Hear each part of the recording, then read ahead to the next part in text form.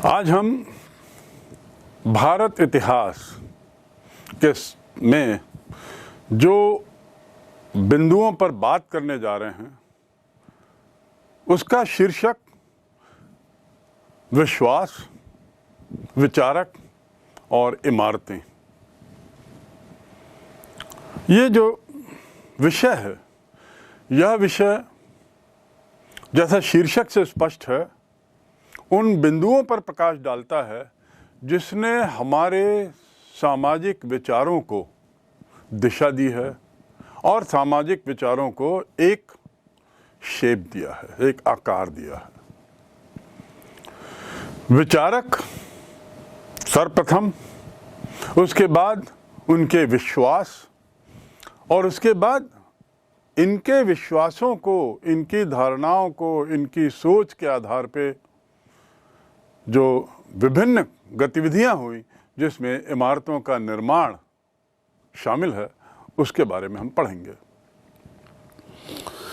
और ये काल जो है वह लगभग वही काल है जब बिंबिसार हर्यक वंश के मगध साम्राज्य या मगध वंश, मगध के राज्य की स्थापना की और ये गुप्त काल वंश तक आते आते समाप्त होता है। यानी फिर करीब 1200 वर्षों के काल के बारे में 600 ईस्वी पूर्व से लेकर 600 ईस्वी तक के काल के बारे में हम मूल रूप से इसमें अध्ययन करेंगे। इन 1200 वर्षों में क्या हमारी राजनीतिक धारणाएं थी, क्या हमारे प्रशासनिक तरीका था, क्या हमारा शिक्षा आदि का ढांचा था, इस पर चर्चा ना करके मूल रूप से यह अध्याय हमारे धार्मिक विचारों की ओर केंद्रित है। आज जो हम हैं, जो हमारी सोच है, हमारे धर्म की जो सोच है, उस धर्म की नींव कब रखी गई, कैसे उसको आकार मिला, आज इस पर हम चर्चा करेंगे। 600 ईस्वी पूर्व यह वह काल है जब भारत में, जैसा मैंने बताया, बिंबिसार का शासन प्रारंभ हुआ। पहली बार हमारा एक इतिहास एक निश्चित क्रमबद्ध तरीके से बढ़ता है। तो राजनीतिक दृष्टि से भारत का इतिहास क्रमबद्ध होना शुरू होता है और ये मगध यानी बिहार, वर्तमान बिहार में, भारत में गंगा घाटी के आसपास के क्षेत्रों में होता है। विश्व में भी इसी प्रकार कई परिवर्तन हमारे विचारों के क्षेत्र में हो रहे थे। उदाहरण के लिए ईरान में जराथुस्त्र, जो एक बहुत बड़ा दर्शन शास्त्री था, दार्शनिक था। चीन में खुंगसी, यूनान में अरस्तु, प्लेटो, सुकरात, जिसे सॉक्रेटिस भी कहते हैं अंग्रेजी में, एरिस्टोटल कहते हैं अरस्तु को, और प्लेटो, ये दार्शनिक हुए। इन लोगों के विचार उस क्षेत्र के समाज को प्रभावित कर रहे थे और नए नए विचारों के साथ नई नई सोच, नए नए जीवन शैली के तरीके भी आए। जब यह पूरे विश्व में इस ढंग की प्रक्रिया चल रही थी कुछ सभ्यताओं में, तो भारत कैसे अछूता रहता और गंगा की घाटी पर, गंगा की घाटी के आसपास जो वर्तमान उत्तर प्रदेश और बिहार का क्षेत्र मान सकते हैं, वहाँ पर बहुत नए नए विचारों का आगमन हुआ, आदान प्रदान हुआ। वैदिक साहित्य, वेद, इस काल का जो हमारे मुख्य जो स्रोत है वह वैदिक साहित्य का है। और वेद को 4 भागों में बांटा जा सकता है। 4 भाग हैं वेद के: ऋग्वेद, सामवेद, यजुर्वेद और अथर्ववेद। ऋग्वेद जो है वो पूर्व वैदिक काल का ग्रंथ है और अन्य 3 वेद, सामवेद, यजुर्वेद और अथर्ववेद, उत्तर वैदिक काल के ग्रंथ हैं। यद्यपि ये ग्रंथ उत्तर वैदिक काल में लिखे गए, लेकिन इनमें दी हुई जानकारियां पूर्व वैदिक काल की भी हैं। तो इस प्रकार इन ग्रंथों से हमें उस समय के विचार आदि मिलते हैं। ये गंगा की घाटी में जब ये सारी बातें हुई, सारे विचार विमर्श चल रहे थे और नए नए विचारक सामने आ रहे थे, तो कई वर्षों, कई 100 वर्षों के दरमियान देखा गया कि मूल रूप से ये विचारक दो खेमे के थे, दो तरीके से बटे हुए थे। एक वो जो वैदिक धर्म का विरोध कर रहा था, और दूसरे वो जो वैदिक धर्म का विरोध तो नहीं कर रहे थे, लेकिन इसी धर्म के अंतर्गत आने वाले कुछ देवी देवताओं को केंद्रित कर उन्होंने कुछ नए विचारों का, कुछ नए संप्रदाय का, कुछ नए धर्म की स्थापना की, नए विचारों की शुरुआत की। बौद्धिक और साथ ही साथ वैचारिक क्रांति का दौर चला, और इस काल में जो परिवर्तन हुए, जो निचोड़ निकला, वो यह कि दो अहम धर्मों का जन्म हुआ, बुद्ध धर्म और जैन धर्म। इसके अलावा जो वैदिक धर्म की आलोचना न करते हुए जिन्होंने इसी धर्म के कुछ देवी देवताओं को केंद्रित करके अपने विचार रखे, उनसे शैव धर्म और वैष्णव धर्म का प्रादुर्भाव हुआ। तो इस प्रकार इस अध्याय में हम पढ़ेंगे वैदिक धर्म, ब्राह्मण, बौद्ध धर्म, जैन धर्म, वैष्णव धर्म और साथ ही शैवाइत धर्म। इनके विचारकों के बारे में, इनके विश्वास के बारे में कि ये लोग क्या सोचते थे, इनके विचार क्या थे, और साथ ही इन लोगों के इस विश्वास का जो परिणाम समाज में हुआ, उसका एक भाग था उस समय की इमारतें जो उनके विश्वास को अपने तरीके से परिलक्षित करती हैं, चित्रित करती हैं। तो ये इस अध्याय का मूल निष्कर्ष, मूल निचोड़ है। इतिहास जानने के लिए इस काल में हमें मूलतः जो साहित्य है उसको हम कुछ भागों में बांट सकते हैं। पहला है वैदिक साहित्य, ब्राह्मणिकल साहित्य। वैदिक साहित्य का जैसे मैंने बताया 4 भाग हैं, ऋग्वेद, सामवेद, यजुर्वेद, अथर्ववेद। ये वेद उस काल की सामाजिक, राजनैतिक, सांस्कृतिक, धार्मिक और वैचारिक परिवर्तनों को स्पष्ट रूप से परिलक्षित करते हैं। इनसे हमें बहुत सारी जानकारियाँ मिलती हैं और ये स्वयं में पर्याप्त हैं। ये ग्रंथ वैदिक साहित्य का जब जिक्र करते हैं तो कुछ अन्य ग्रंथ भी बड़े महत्वपूर्ण हो जाते हैं, जैसे ब्राह्मण। इनमें वैदिक कर्मकांडों का विस्तार से वर्णन है। उसके पश्चात अरण्यक और उपनिषद, जिसमें तत्कालीन दार्शनिक और आध्यात्मिक विचारों का पुट है और उनका विस्तार से विवरण है। वैदिक दर्शन, वैदिक विचार। पुराण जो हैं, पुराणों में उस समय की राजनीतिक, आर्थिक, सामाजिक, धार्मिक परिस्थितियों का जिक्र किया गया है और ये 18 पुराण हैं। लेकिन ये 18 के 18 पुराण हमें ऐतिहासिक दृष्टि से हमारे लिए उतने महत्वपूर्ण नहीं हैं, बल्कि इसमें से कुछ ही ऐतिहासिक दृष्टि से महत्वपूर्ण हैं, विशेषकर जो गुप्त काल में लिखे गए, क्योंकि ये तत्कालीन समाज के बारे में हमें सूचनाएं देते हैं, जानकारियां देते हैं। वैदिक ग्रंथों के साथ ही उस समय के साहित्य की चर्चा करें तो बुद्ध धर्म की जानकारी हमें जिस साहित्य से मिलती है उसमें मूलतः त्रिपिटका है। त्रिपिटक 3 तरह के ग्रंथ हैं। पहला है सूक्त पिटका, दूसरा अभिधम्म पिटका और तीसरा विनय पिटका। सूक्त पिटका में गौतम बुद्ध के जीवन का वर्णन है।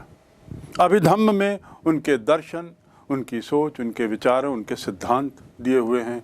और विनय पिटका में बुद्ध धर्म के प्रचार और बुद्ध धर्म के अनुयायियों से संबंधित संगठन, मठ आदि का विस्तार से वर्णन है। ये जो जातक कथाएं जिनको हम कहते हैं, इनका भी ताल्लुक बुद्ध धर्म से है और ये गौतम बुद्ध के पूर्व के जीवन से संबंधित कथाओं का संकलन है। इन जातक कथाओं से भी हमें तत्कालीन समाज की विस्तृत जानकारी हमें मिलती है। बुद्ध धर्म का अंतिम स्रोत महावंश और दीपवंश, ये पुस्तकें श्रीलंका से संबंधित हैं और इन पुस्तकों में 4वीं-5वीं शताब्दी के आसपास का इतिहास हमें मिलता है, जबकि जातक कथाओं में हमें 5वीं शताब्दी से लेकर 2री शताब्दी 5 ईस्वी पूर्व से 2 ईस्वी तक का, और उसके बाद दीपवंश महावंश में हमको 4वीं और 5वीं ईस्वी का तत्कालीन समाज का विवरण मिलता है। और इस प्रकार ये ग्रंथ हमारे लिए ऐतिहासिक स्रोत का काम करते हैं। जैन धर्म की पुस्तकों पर आएं तो ये मूलतः तमिल, प्राकृत और संस्कृत में लिखी गई हैं, जबकि बुद्ध धर्म की पुस्तकें मूलतः पाली में हैं। वल्लभी जो गुजरात में एक जगह है, वहाँ पर माना जाता है कि इनके महावीर के विचारों का संकलन और महावीर के सिद्धांतों का संकलन वहाँ पर ही हुआ, वल्लभी में, और 12 आगमों में ये बटे हुए हैं। इन ग्रंथों को आगम कहा जाता था। जैन आगम जो हैं ये बहुत महत्वपूर्ण है जैन संबंध जानकारियों के लिए, और इन 12 में कुछ महत्वपूर्ण ज़्यादा हैं। इनमें महावीर का धर्म है, इनमें इनके विस्तार प्रचार का वर्णन है, और साथ ही तत्कालीन समाज की दशा भी दी हुई है। उस समय के जो शासक थे उनका विवरण भी इसमें, खासकर मगध और बिहार के उत्तर प्रदेश के क्षेत्र के जो शासक थे, इनका जिक्र इसमें मिलता है।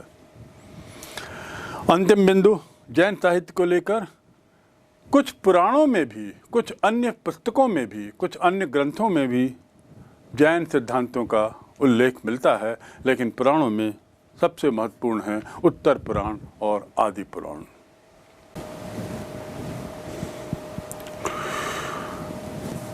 जब हम इस काल की बात करते हैं, यानी 600 ईस्वी पूर्व से 600 ईस्वी तक की, तो उस काल के जो हमारे मुख्य स्रोत हैं उसमें वैदिक साहित्य, बुद्ध साहित्य और जैन साहित्य है। बुद्ध साहित्य में जातक कथाएं जो बुद्ध के पूर्व जीवन की कहानियों पर आधारित हैं, इससे हमें इस धर्म के बारे में, इसके विस्तार के, इसके प्रचार के बहुत से कारण हमें मालूम पड़ते हैं। जातक कथाएं मूलतः 5वीं ईस्वी शताब्दी से, ईस्वी पूर्व से लेकर लगभग 200 ईस्वी तक की जीवन शैली पर प्रकाश डालती हैं। उसके बाद गुप्त वंश के तक के काल के बारे में बुद्ध धर्म में हमें दीपवंश और महावंश, ये 2 ग्रंथ हैं जो 200 ईस्वी से लेकर गुप्त वंश की समाप्ति तक के काल पर टिप्पणी करते हैं, उस पर प्रकाश डालते हैं, उस समय की जीवन शैली से हमें वाकिफ करते हैं।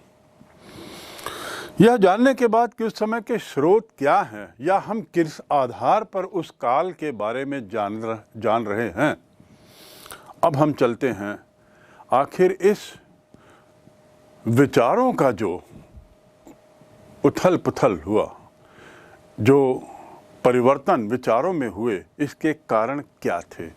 दूसरे शब्दों में धार्मिक आंदोलन, जो धार्मिक आंदोलन की तरह जो समय हवा चली, उसके मुख्य कारण क्या थे। सबसे पहले हम जानें कि यह वह समय है जब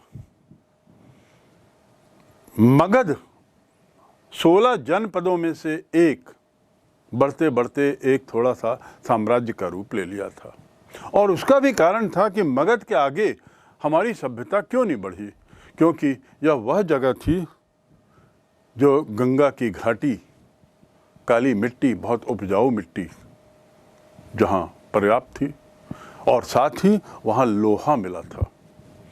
लोहा और काली मिट्टी, इस दोनों के मिश्रण ने वहाँ एक सभ्यता को जन्म दिया। ये दोनों के कारण जो हमारी जो जनसंख्या थी, जो एक स्थान से दूसरे स्थान नोमैडिक के रूप में जा रही थी, वह जहाँ के रुक गई और एक तरीके से स्थायी निवास बन गया। वहीं रहने लगे, वहीं बस गए और धीरे धीरे फिर उसने आकार लिया एक गांव का, गांव के बाद जिले का और फिर उसके बाद राज्य साम्राज्य का। इसमें बहुत महत्वपूर्ण योगदान उस क्षेत्र की भौगोलिक स्थिति का भी है जो गंगा की घाटी के आसपास का है और साथ ही वहाँ के राजाओं का भी है। सबसे पहले हम चलें कि इसका मुख्य कारण आखिर क्या था जिसके कारण ये सोच की उथल पुथल प्रारंभ हुई।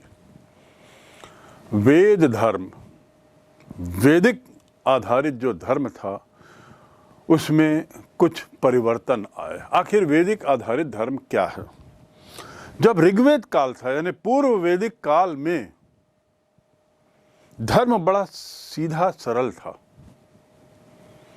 परिवार का मुखिया ही सारे धार्मिक अनुष्ठान करता था।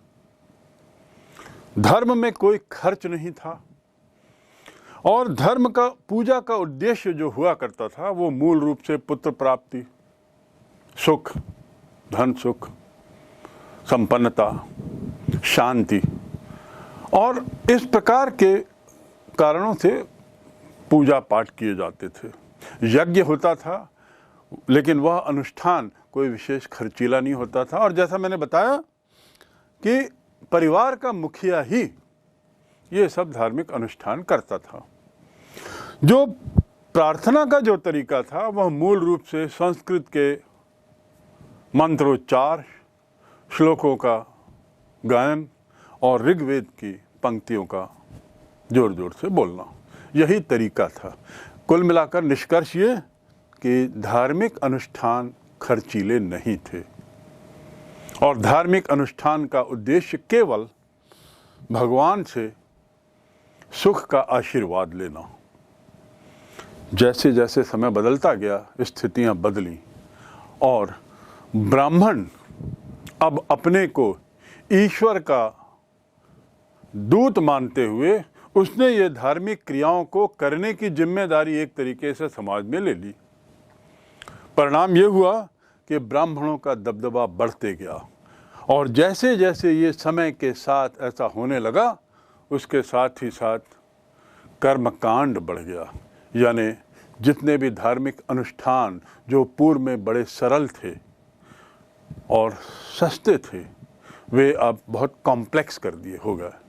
कॉम्प्लेक्स होने के साथ साथ बड़े खर्चीले भी हो गए। तो जो वैदिक धर्म एक तरीके से महंगा, कठिन और कॉम्प्लेक्स हो गया। इसकी सरलता पे प्रश्न चिन्ह तब और लगा जब संस्कृत में इसका उच्चारण, इसका पठन पाठन केवल ब्राह्मणों तक सीमित रह गया।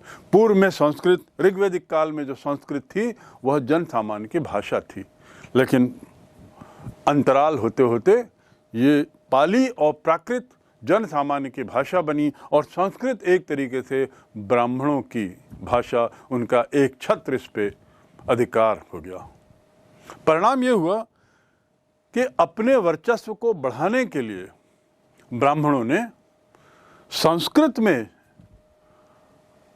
और ज़्यादा कॉम्प्लेक्सिटी लाने की कोशिश की, उसको और ज़्यादा कठिन बनाने की कोशिश की और एक तरीके से सामान्य जन की संस्कृत की जानकारी ना होने का दुरुपयोग किया और इसीलिए ये सब अनुष्ठान और धार्मिक क्रियाओं में आडंबर, दिखावा और कर्मकांड ज़्यादा से ज़्यादा आने लगा, जिसका विरोध धीरे धीरे प्रारंभ हुआ।